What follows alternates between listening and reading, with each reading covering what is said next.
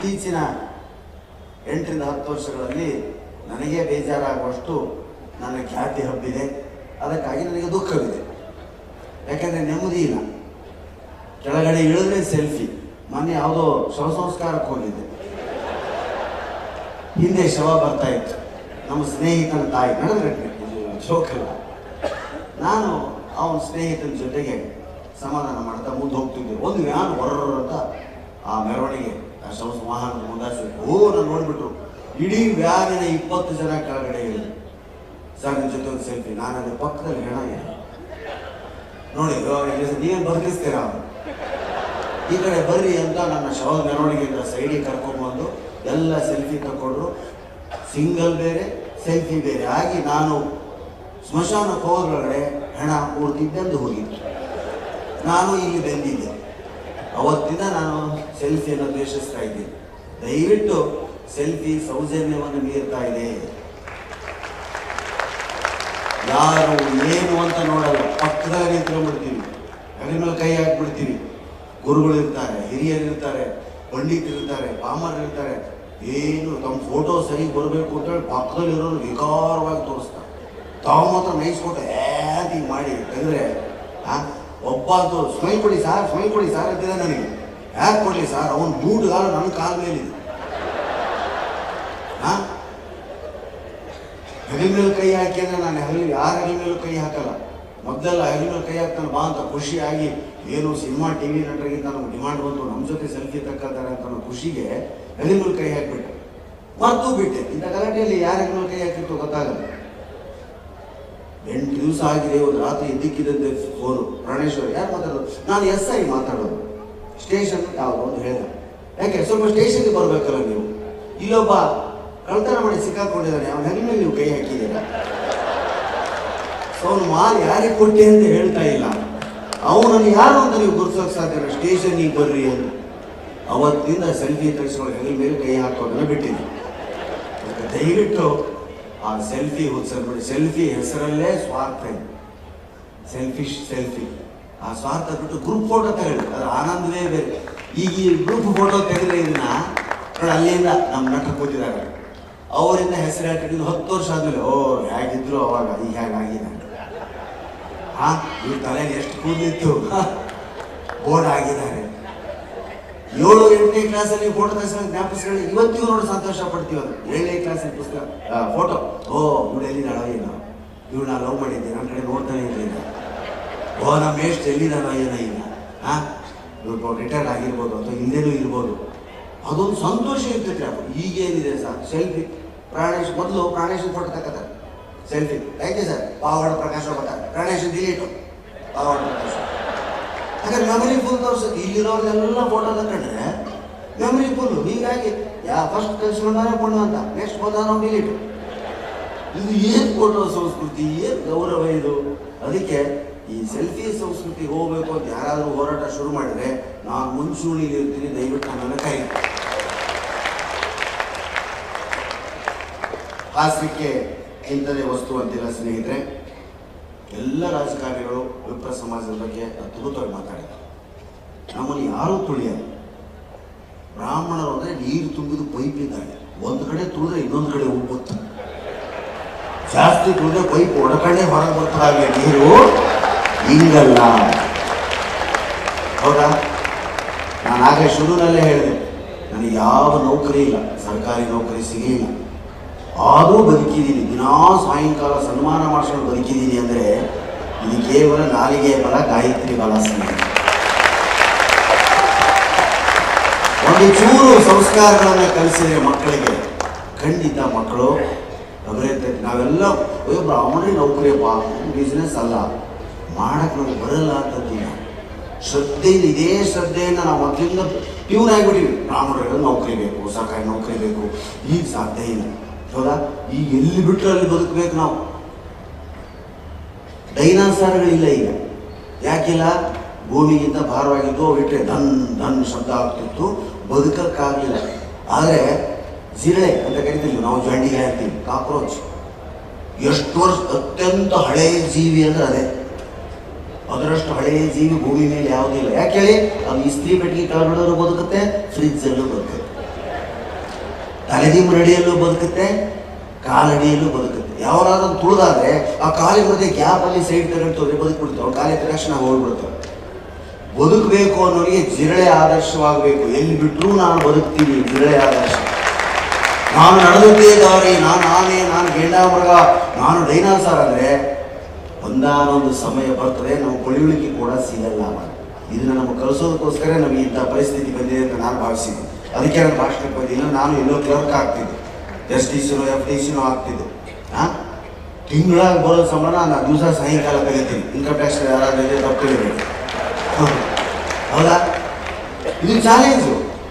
ಬರುವಂಥ ಸಮಸ್ಯೆಗಳನ್ನ ಚಾಲೆಂಜ್ ಆಗಿ ಸ್ವೀಕರಿಸಿದಾಗ ಮಾತ್ರ ನಾವು ಅಭಿವೃದ್ಧಿ ಆಗೋದು ಸರ್. ಇವತ್ತು ಟಿವಿಯಿಂದ 8 ಜನ ಬದುಕ್ತಾ ಇದ್ದೀವಿ, ಸೀರಿಯಲ್ಗಳಿಂದ 8 ಜನ ಹಾಡು 8 ಜನ ಬದುಕ್ತಾ ಇದ್ದೀವಿ, ಭಾಷಣ ಮಾಡಿ 8 ಜನ ಬದುಕ್ತಾ ಇದ್ದೀವಿ. ಮಂತ್ರ ನಾನು ಯಾವಾಗ ಹೇಳ್ತಿತ್ತು, ಏನು ಸರ್ ನಮಗೆ ಮಂತ್ರ ಬಿಟ್ಟರೆ ಬೇರೆ ಏನೂ ಬರಲ್ಲ, ಶ್ರಾದ್ದ ಮಂತ್ರ ಕಲಿ. ನಮ್ಗೆ ಈಚೆ ಆಗಲೇ ಹೇಳಿದವರು.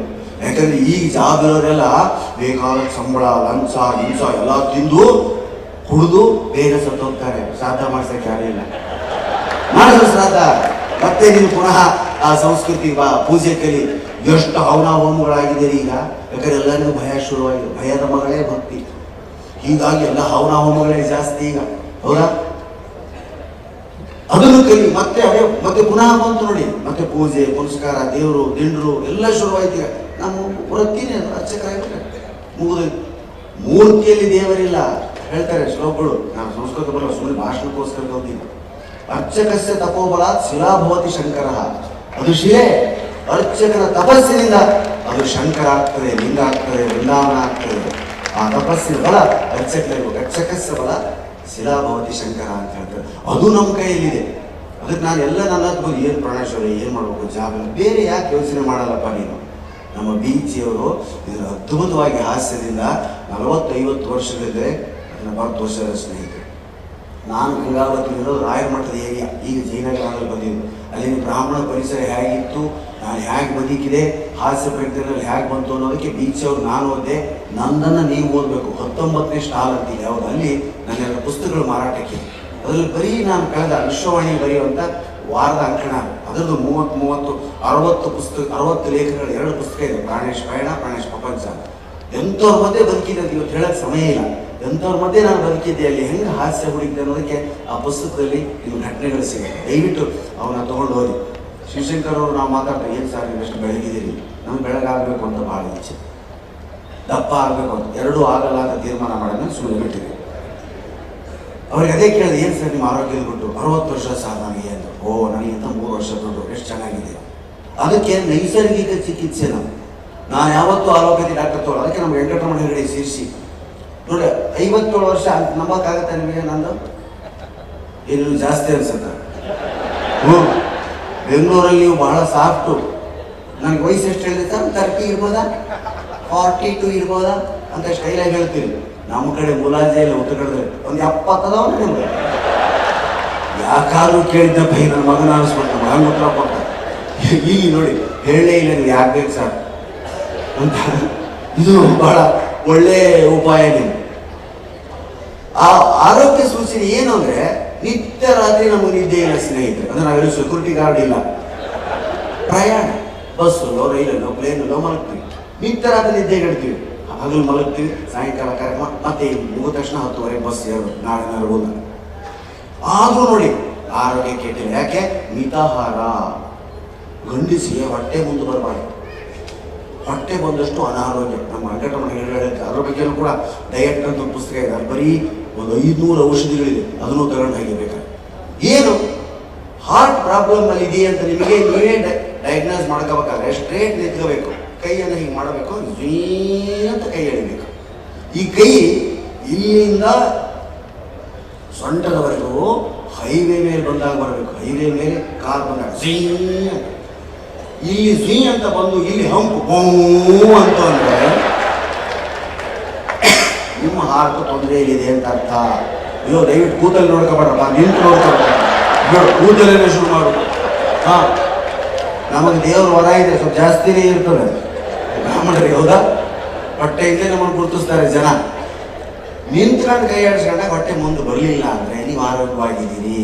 ಎದೆ ಮತ್ತು ಹೊಟ್ಟೆ ಸಮತಳಿಯಲ್ಲಿದ್ದಾಗ ಮಾತ್ರ ಹೃದಯಕ್ಕೆ ತೊಂದರೆ ಇಲ್ಲ. ಹೃದಯಕ್ಕೆ ತೊಂದರೆ ಇದೆ ಅಂತ ಹೆಂಡತಿ ಮುಂದೆ ಮಾತ್ರ ಹೇಳ್ತೀವಿ ನಾವು. ರಾತ್ರಿ ಹೊತ್ತು ಅದನ್ನು ಹೇಳಬೇಡಿ. ಈಗ ಕಾಲಮಾನ ಸೂಕ್ಷ್ಮ. ರಾತ್ರಿ ಅವನು ಬಂದೇನೆ ಎದೆ ಚುಚ್ಚಿದಾಗ ಆಗ್ತಾ ಇದೆ, ಬಟ್ಟೆಗೆ ಹಿಡಿದಾಗ ಆಗ್ತಾ ಇದೆ ಅನ್ನಂತ ಅವಳೇನಂತ, ಹೌದಾ ತುಂಬ ತೊಂದರೆ ಆಗ್ತಿದೆ ಇಲ್ರಿ? ಹೌದು ತೊಂದರೆ ಆಗ್ತಿದೆ. ನಿಮ್ಗೆ LIC ಮಾಡಿಸಲ್ಲ ಎಲ್ಲಿಗೆ? ಹೌದಾ? ಅಯ್ಯೋ ನಿಮ್ಮ ಮನೆ ಕಾಯುವಾಗ ಆಯ್ತು, ಸುಮ್ಮನೆ ಮಾಡಿ ಬತ್ತ. ತಿರ್ಗಾ ಒಂದೆರಡು ದಿನ ಅಂದ್ರೆ ಮತ್ತೆ ಯಾಕೋ ಇದೆ ಚುಸ್ತಾ ಇದೆ ಕಣೆ ಅಂತ. ಅವಾಗ ಕೇಳಿದ್ರೆ ತಪ್ಪಾಗುತ್ತೆ ಅಂತ ಡಾಕ್ಟ್ರಿಗೆ ಫೋನ್ ಮಾಡಲ್ಲ, ನಿಮ್ಮ ಮೊಬೈಲ್ ಕೊಡಿ ಅಂತ. ಕೊಟ್ಟ, ಪಾಸ್ವರ್ಡ್ ಹೇಳಿ ಅಂತ. ಅಯ್ಯೋ ಚುಚ್ಚೋದು ಹೋಯ್ತು ತಾ ಅಂತ. ಪಾಸ್ವರ್ಡ್ ಕೇಳಿದ್ರೆ ನಮ್ಮ ಎದೆ ಚುಚ್ಚೋದು ಹೋಗ್ಬಿಡ್ತದೆ. ಗಂಡ ಹೆಂಡರ ಮಧ್ಯೆ ಒಬ್ಬೊಬ್ಬರು ನಂಬರು, ಒಬ್ಬೊಬ್ಬರದೊಂದು ಮೊಬೈಲ್. ಅವ್ರು ಇವನಿಗೆ ಬಿಟ್ಕೊಡಲ್ಲ, ಇವ್ರು ಅವನಿಗೆ ಬಿಟ್ಕೊಡಲ್ಲ. ಏನು ಸಸ್ಪೆನ್ಸ್ ಕಾಪಾಡ್ತೀವಿ ಎಲ್ಲರೂ ಅವ್ರವ್ರ. ನಾನು ಹೋದಿರ್ತಕ್ಕಂಥ ಇಷ್ಟು ಸಭೆಗಳಲ್ಲಿ ನಾನು ಮಾತಾಡ್ತಿರ್ಬೇಕಾದ್ರೆ ಮೊಬೈಲ್ ಹಿಡಿದೇ ಇರೋದನ್ನ ನೋಡಿದ್ದೇ ಇಲ್ಲಿ ನಾನು. ಯಾರ ಕೈಯಲ್ಲೂ ಮೊಬೈಲ್ ಅಂದರೆ ಅದೆಷ್ಟೊಂದು ಗೊತ್ತಿಲ್ಲ ನಮ್ಮ ಮೇಲೆ. ಭಾಳ ಸಂತೋಷ ಆಯ್ತು. ಯಾರು ವಾಟ್ಸಪ್ಪಲ್ಲಿ ನೋಡ್ತಾ ಇಲ್ಲ, ರೆಕಾರ್ಡ್ ಮಾಡ್ಕೊತಾ ಇಲ್ಲ. ಹೌದಾ? ಇದು ಬೇಕು ಸದಾ ವಾಟ್ಸಪ್ಪಲ್ಲಿ ತಿಕ್ಕದೆ. ಮಕ್ಕಳಿಗೂ ಅದೇ ಏನೂ ಜ್ಞಾಪಕ ಇಲ್ಲ ಮಕ್ಕಳಿಗೆ. ಆ ತಿಕ್ಕವ್ರನ್ನ ನೀವು ನಿಧಾನ ಕರ್ಕೊಂಡು ಬಸ್ಸಲ್ಲಿ ಕೂರಿಸಿ ಒಂದ್ಸಲ. ಬರೀ ಹೆಬ್ಬರಳಿಂದನೇ ಬಸ್ಸಲ್ಲಿ ತಿಕ್ಬಿಡ್ತಾರೆ.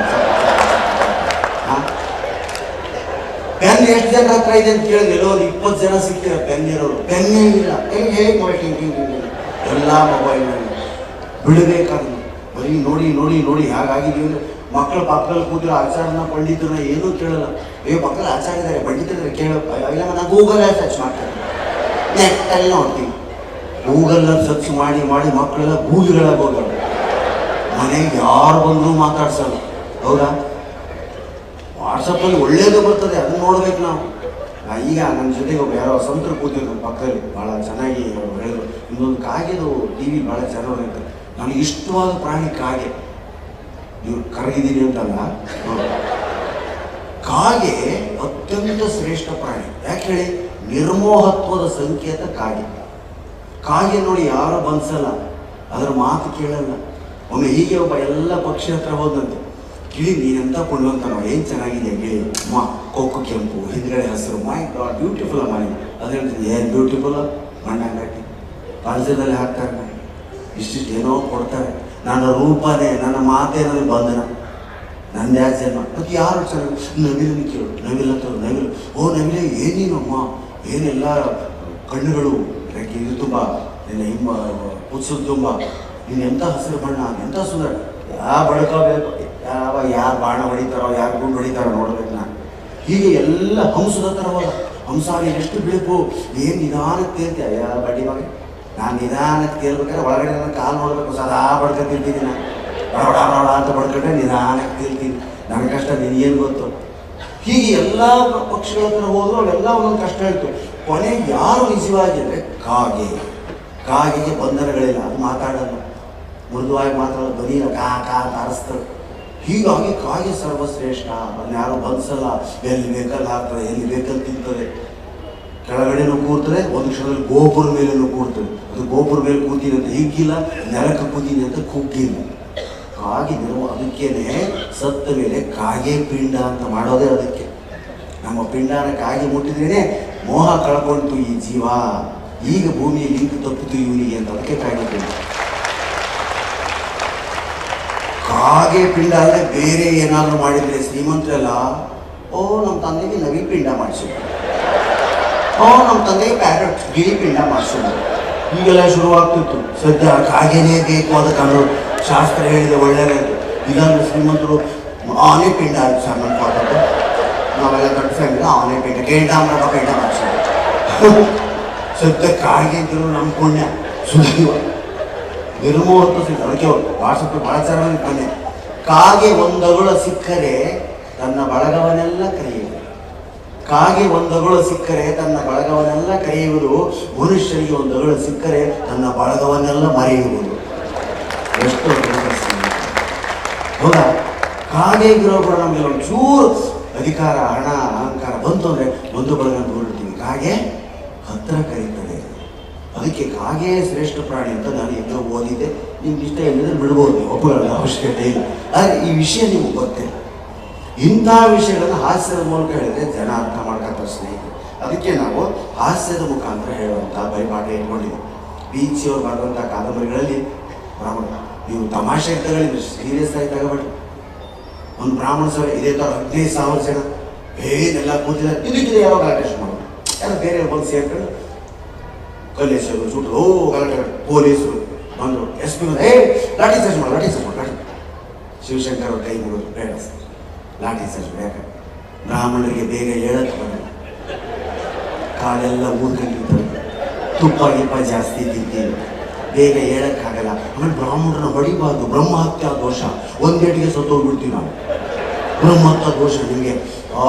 ಹಾಗಾದ್ರೆ ನೀರು ಬಿಡಿ, ಎಲ್ಲರ ಮೇಲೆ ನೀರಿನ ಚಿರಿಕೆ ಬಿಡಿ. ಅಯ್ಯೋ ಬೇಡ ಸರ್, ಸ್ನಾನ ಆಯ್ತು ಅಂತ ಅಲ್ಲೇ ಅನೇಕ ಶುರು ಮಾಡ್ಬಿಡ್ತಾರೆ. ಮತ್ತೆ ಟಿಯರ್ ಗ್ಯಾಸ್ ಹಾಕೋ, ಕಣ್ಣುರಿ ಬಂದಾಗ ಅಯ್ಯೋ ಬ್ರಾಹ್ಮಣರ ಕಣ್ಣಲ್ಲಿ ನೀರು ಬರೋಕ್ಕೆ ಸಾಧ್ಯ ಇಲ್ರಿ, ಬರೆಸಬೇಡಿ, ನಿಮ್ಮ ಮಹಾಪಾಪ. ಬ್ರಾಹ್ಮಣರ ಕಣ್ಣಲ್ಲಿ ನೀರು ಬರಲ್ಲ, ಊಟ ತಡ ಆದ್ರೆ ಮಾತ್ರ ಕಣ್ಣಲ್ಲಿ ನೀರು ಬರ್ತದೆ. ಇನ್ನು ನೋಡಿದ್ರೆ ಯಾವುದಕ್ಕೂ ನಾವು ಒಳವರು ತಲೆ ಕೆಟ್ಟೋಯ್ತು. SP ಏನು ಮಾಡಿದ್ರಿ ಶಿವಶಂಕರೇ, ಲಾಠಿ ಚಾರ್ಜ್ ಬೇಡ ಅಂತೀರಿ, ಟಿಯರ್ ಗ್ಯಾಸ್ ಬೇಡ ಅಂತೀರಿ, ನೀರಿನ ಚಿರಿಕೆ ಬೇಡ ಅಂತೀರಿ, ಇನ್ನೇನು ಮಾಡಲಿ ಸರ್? ನಾನೊಂದು ಅನೌನ್ಸ್ ಮಾಡ್ತೀನಿ, ಮಾಡಿಪ್ಪ. ಕಡೆ ಪಂಕ್ತಿ ಎಲೆ ಹಾಕಿದೆ, 15,000 ಜನ ಒಬ್ಬರು ಇಲ್ಲ. ಆಗ SP ಹೇಳಿದ್ರು ಶಿವಶಂಕರ್ ಅವರು, ಸರ್ ಇದು ನಮ್ಮ ಸಮಾಜದಲ್ಲಿ ಮಾತ್ರ ಮಳೆ ಆಗುತ್ತೆ, ಎಲ್ಲ ಕಡೆ ಆಗಲ್ಲ. ನೋಡಿ, ತಮಾಷೆ ಇದ್ರು ಕೂಡ ಎಷ್ಟು ನಿಜ, ಹೌದಾ ಸ್ನೇಹಿತರೆ? ಅದಕ್ಕೆ ನಿಮ್ಮ ಮಕ್ಕಳಲ್ಲಿ ಹಾಸ್ಯ ಪ್ರಜ್ಞೆ ಇಲ್ಲ, ಇವತ್ತು ನಿಮ್ಮಲ್ಲೂ ಇಲ್ಲ. ಏನು ಕೆಲವರು ಸೀರಿಯಸ್ ಆಗಿರ್ತಾರೆ, ನಗಬಾರ್ದ್ರೆ ಹಾಗೆಲ್ಲ. ದೇಶ ಹೊತ್ತುರಿತಾ ಇದೆ, ನಾವು ನಗೋದು ಅರ್ಥೈತಲ್ಲ, ನೀನೊಂದು ಬಿದ್ದು ಸಾಯಿ ಅಂತೀರ. ನಮ್ಮ ಬೀಚವರಾಗಿ ಅವರ ಕೃತಿಗಳನ್ನ ಓದಿದಾಗ ಎಂತೆಂಥ ಅದ್ಭುತವಾದಂಥ ವಿಷಯ ನಮಗೆ ಸಿಗುತ್ತೆ ಅಂದರೆ ಅವ್ರ ಮಾತಿನಲ್ಲೇ ಕೇಳಬೇಕು, ಅವ್ರ ಕೃತಿಗಳಲ್ಲೇ ಓದಬೇಕು, ಅವರ ಧಾಟಿಯಲ್ಲೇ. ನಾನು ಸ್ವಲ್ಪ ಇತ್ತೀಚೆಗೆ ಬರೆಯೋದಕ್ಕೆ ಶುರು ಮಾಡಿದ್ದೀನಿ, ಅದೆಲ್ಲ ಅವ್ರ ಕೃಪೆ. ಹಾಸಿ ಹೇಳೋದಲ್ಲೇ ಪ್ರಾಣೇಶ ಮಾತಾಡಿದ್ದೆಲ್ಲ ಗಾಳಿಗೆ ಹೋಗ್ತಾರೆ, ಬರೆಯೋದನ್ನ ಕಲಿಯೋದು ಬರದೆ ಇನ್ನೇನೇನು ಹೇಳ್ತಾರೋ ಗೊತ್ತಿಲ್ಲ ನನಗೆ. ನಮ್ಮ ಮನೆ ಆಗೇ ಕೊಚ್ಕೊಂಡ ನಾನು ಬ್ರಾಹ್ಮಣ ಥರ ಇದ್ದೀನಿ, ಪ್ರಾಣೇಶ್ವರು ಇಲ್ಲ ಅಂತ ಅದರ ಅರ್ಥ. ಇದು ನಿಜವಾಗೂ ನಡೆದ ಘಟನೆ. ಮಂತ್ರಾಲಯಕ್ಕೆ ಹೋಗಿದ್ವಿ, ಪುಣ್ಯಾತ್ಮನ ಕರ್ಕೊಂಡು ಶರ್ಟ್ ಬಿಚ್ಚಿಸಿದ್ವಿ. ನಂದೇ 9 ಎಳೆ 3 ಎಳೆ ಕೊಟ್ಟೆ.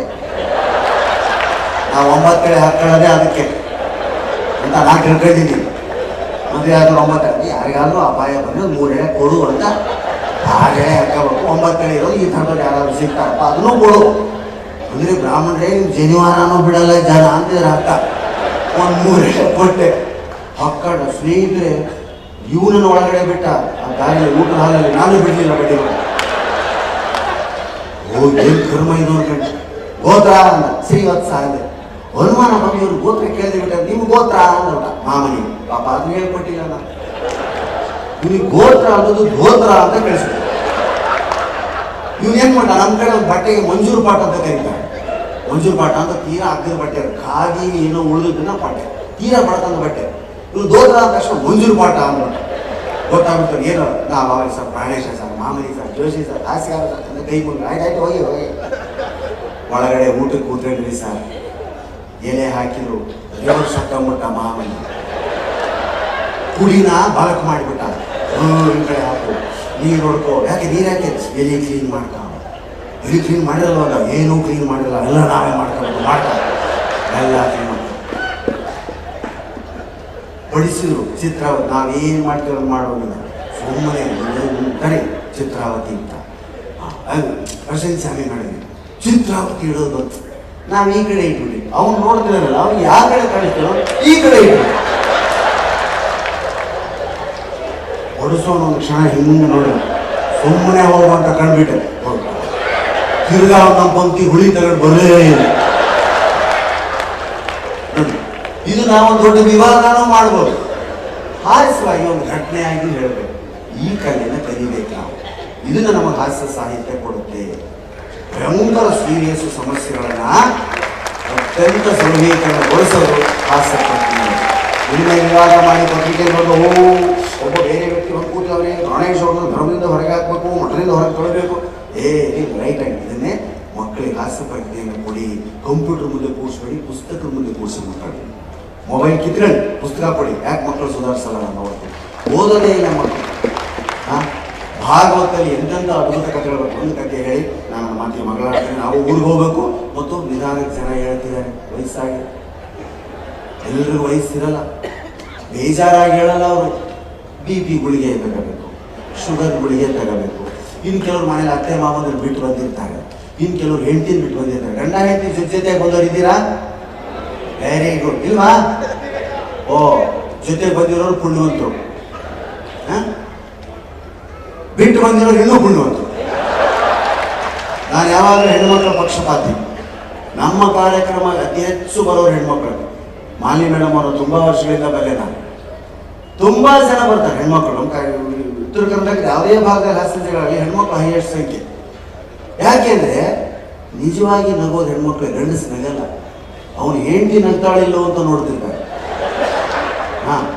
ಪಕ್ಕದಲ್ಲಿ ಕೂತಿರೋರು ನಾನು ಜೋನ ಕೂಡ ಹಿಂಗ.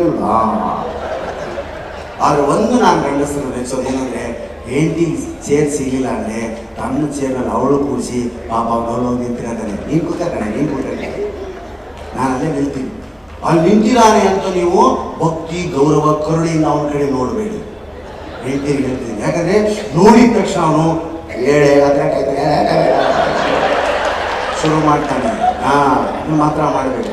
ಹೇಗಿರಿ ದಿನ ಇರೋದೇನಂತ ಇವತ್ತು ಸಿಕ್ಕಿದ ಕಾರಣ ದಿನ ಮತ್ತೆ ಪಾಪ ಹೀಗೆ ನಿಂತಿರ್ತಾನೆ. ಮತ್ತೆ ಒಂದ್ಸಲ ನೋಡಿದ್ರು ಮತ್ತೆ ಹೊತ್ತೆ ನಮಗೆ ಉರೋದು ಕಲೆ ಹೇಳಿಲ್ಲ. ಹಾಗಂತ ನಿಮ್ಮನ್ನು ಗಾಡಿ ಮೇಲೆ ಕೂರ್ಸೋದು ಮನೆಗೆ ಕರ್ಕೊಂಡು ಹೋಗಿ ಅವನು ಮನೆಯಲ್ಲಿರಲ್ಲ, ನಿಮ್ಮನ್ನು ಮನೆಗೆ ಬಿಟ್ಟಿರ್ಗ ಅವ್ನು ಇಲ್ಲಿ ಬರ್ತದೆ. ಅದೇನು ಮನಸ್ಥಿತಿ ನಾವು ಯಾರಿಗೆ ಹೇಳಕ್ಕಾಗಲ್ಲ. ಸರಿ, ಆದರೂ ಹೆಣ್ಮಕ್ಳು ಬೆಂತಾರೆ. ಅದಕ್ಕೆ ಆರೋಗ್ಯ ಶಾಲೆಗಳು ನೋಡಿ, ನಮಗವ್ರಿಗೆ 2 ವರ್ಷ ಡಿಫ್ರೆನ್ಸ್ ಇರುತ್ತೆ. ಗಂಡ ಹೆಂಡತಿ 2-3 ವರ್ಷ ಡಿಫ್ರೆನ್ಸ್. ಅವಾಗೆಲ್ಲ 10 ವರ್ಷ ಇರ್ತದೆ, ಈಗ 2-3 ವರ್ಷ. ಮನೆಗಳು ಹುಡ್ಕೋದು, ಮದುವೆ ಎಲ್ಲ ಬದಲಾಗಿದ್ದೀವಿ. ಎಲ್ಲ ಹಾಸ್ಪಿಟಲ್ ತಗೊಂಡ್ರೆ ಬದುಕಿದ್ವಿ ನಾವು. ಮೊದಲು ಅತ್ತೆ ಇಲ್ದ ಮನೆ ನೋಡಿ, ಮಾವ ಇಲ್ದಿರೋ ಮನೆ ನೋಡಿ, ಇನ್ನೊಂದು ಇಲ್ದಿರೋ ಮನೆ ನೋಡಿ, ಇನ್ನು ಮುಂದೆ ಗಂಡ ಇಲ್ದಿರೋ ಮನೆಗಳು ಬಂದು ಆಸ್ತಿ ಇದೆ, ಗಂಡ ಇಲ್ಲ, ಅದೇನು ಜೀವನ ಆಗಿದೆ ನಮ್ದು ಅಂದ್ರೆ ಎಲ್ಲ ಅತ್ಯಾಧುನಿಕತೆ ಅಂತ ಹೋಗ್ತಾ ನಮ್ಮ ತರನ ಸಂಸ್ಕೃತಿನ ಮರಿತೀವಿ. ಮಕ್ಕಳಿಗಂತೂ ಏನು ಪ್ರಜ್ಞೆ, ಧರ್ಮ ಗೊತ್ತಿಲ್ಲ, ದೇವ್ರು ಗೊತ್ತಿಲ್ಲ, ಶ್ಲೋಕ ಗೊತ್ತಿಲ್ಲ. ಇಂಗ್ಲೀಷ್ ಮೀಡಿಯಂ ಮಕ್ಕಳು ಹಾಡೋವೇ 2 ಹಾಡು 40-50 ವರ್ಷಗಳಿಂದ. ಯಾವುದು ಜಾನಿ ಜಾನಿ ಎಸ್ತಾತ ಏಟಿಂಗ್ ಶುಗರ್ ಹಬ್ಬದ ಅಂತ ಬೈತಿದ್ರು. ಯಾರು ನುಗ್ತವೋ ಗೊತ್ತಿಲ್ಲ. ಟ್ವಿಂಕಲ್ ಟ್ವಿಂಕಲ್ ಲಿಟ್ಲ್ ಸ್ಟಾರ್ ಅವೇರೆ. ಕನ್ನಡದಲ್ಲಿ ಎಷ್ಟು ಹಾಡುಗಳಿದ್ದು ಯೋಚನೆ ಮಾಡಿದ್ರೆ. ನಾವು ಗೆಳೆಯರು ನಾವು ಗೆಳೆಯರು ನಾವು ಗೆಳೆಯರು ನಾವು ಗೆಳೆಯರು, ನಮ್ಮ ಕನಸದು ಸುಂದರ, ನಾಳೆ ನಾವೇ ನಾಡ ಹಿರಿಯರು, ನಮ್ಮ ಕನಸದು ಸುಂದರ ಅಂತ ಹಾಡು. ಬಣ್ಣದ ಕಣ್ಣಿನ ತುತ್ತೂರಿ, ಆಸೆ ಕೊಂಡ ಕಸ್ತೂರಿ, ಸರಿಗು ಮಾಡಿಸ ಊದಿರು, ಸಂಗಮ ಮಾಡಿಸ ಭಾಷೆ, ಅರ್ಜುನ ಕೋಲಿದು ನನ್ನ ಕುದುರೆ, ಎಲ್ಲ ಹಾಡುಗಳು ಮಕ್ಕಳು. ಹೌದಾ? ಈಗೇನು ಇಲ್ಲ ರೀ, ಬರೀ ಅದು ಇಂಗ್ಲೀಷ್ ಮಾತೃಭಾಷೆಯಲ್ಲಿ ಯಾವ ಮಕ್ಕಳಿಗೆ ಶಿಕ್ಷಣವನ್ನು ಕೊಡ್ತೀರೋ, ಸಂಸ್ಕೃತವನ್ನು ಯಾವ ಮಕ್ಕಳು ಕಲಿತಾರೋ ಸಂಸ್ಕಾರವಂತರಾಗಿ ಬೆಳೀತಾರೆ. ಆ ಶಕ್ತಿ ಇದೆ ಭಾಷೆ. ನಮಗೆ ಬಂದಾಗ ಬೇರೆಯವ್ರ ಬಾಯಿಗೆ ಮಂತ್ರಗಳು ಬರಲ್ಲ. ಒಂದೇ ಒಂದು ವಿಷ್ಣು ಸಹಸ್ರನಾಮ ಶ್ಲೋಕನ ಗಟ್ಟಿ ಮಾಡುವಂತ 3 ತಿಂಗಳಾಯ್ತು ಮಾಮನಿಗೆ ಹೇಳಿ, ಬರ್ತಾನೆ ಇಲ್ಲ. ಅವನು ಹೇಳಿ ಹೇಳಿ ನನಗೆ ಗಟ್ಟಿಯಾಗಿ ಹೋಯ್ತು. ಅದೇನಂದ್ರೆ ಈ ತಲಸ್ಪರ್ಶಿ ಪಾಂಡಿತ್ಯ ಬೇಕು ಅನ್ನೋರು ವಿಷ್ಣು ಸಹಸ್ರನಾಮ ಈ ಶ್ಲೋಕ ಯಜ್ಞ ವೈದ್ಯ ಕೃತಸಪ್ತ ಸದಾಂಗತಿ ಸರ್ವದರ್ಶಿ ಆತ್ಮ ಸರ್ವಜ್ಞ ಜ್ಞಾನೋತ್ತಮ. ನೀವು ಯಾವ ಫೀಲ್ಡಲ್ಲಿ ಇರ್ತೀರೋ ಆ ಫೀಲ್ಡಲ್ಲಿ ನಿಮಗೆ ತಲಸ್ಪರ್ಶಿ ಪಾಂಡಿತ್ಯ ಬರಬೇಕಾದ್ರೆ ನೀವು ದಿವಸಕ್ಕೆ 11 ಸಾರಿ ಅನ್ಬೇಕು. ಹಂಗೆ ಒಂದೊಂದಿದೆ. ಹಣಕಾಸಿನ ತೊಂದರೆ ಇರೋರು ವಿಸ್ತಾರ ಸ್ಥಾವರ ಸ್ಥಾವರ ಪ್ರಮಾಣ ಬೀಜ ಅರ್ಥೋ ಮಹಾಕೋಶ ಮಹಾಭೋಗೋ ಮಹಾನಿಧಿ. ಈ ಶ್ಲೋಕನ ಇಡೀ ವಿಷ್ಣು ಸಹಸ್ರ ಅನ್ನಕ್ಕಾಗದೇ ಇದೆ. ನಾವು ಭಾಷಣ ಮಾಡೋರು ನಮ್ಮ ಅಕ್ಷರಗಳು ಕ್ಷರ ಆಗಬಾರ್ದು, ಕ್ಷಯ ಆಗಬಾರ್ದು. ಬೇರೆಯವ್ರ ಮನಸ್ಸಲ್ಲಿ ಬೇರೆ ಸುವರ್ಣದಿಂದ ರಕ್ಷೋಬ್ಧ ಸರ್ವಭಾಗೇಶ್ವರೇಶ್ವರ ಮಹಾಹೃದೋ ಮಹಾಗರ್ತೋ ಮಹಾಮೋದೋ ಮಹಾನಿಧಿ.